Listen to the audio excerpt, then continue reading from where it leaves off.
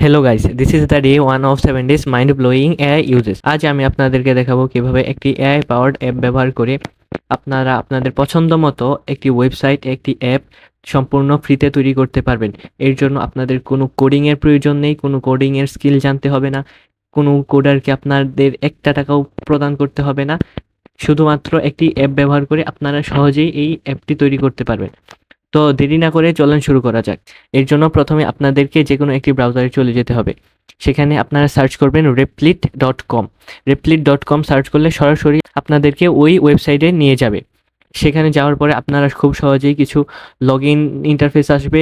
যেহেতু আমার আগে থেকেই লগইন করা ছিল তাই সরাসরি লগইন ইন্টারফেসটা আসেনি। সরাসরি আমাকে ওয়েবসাইটের ভিতর ঢুকিয়ে দিয়েছে।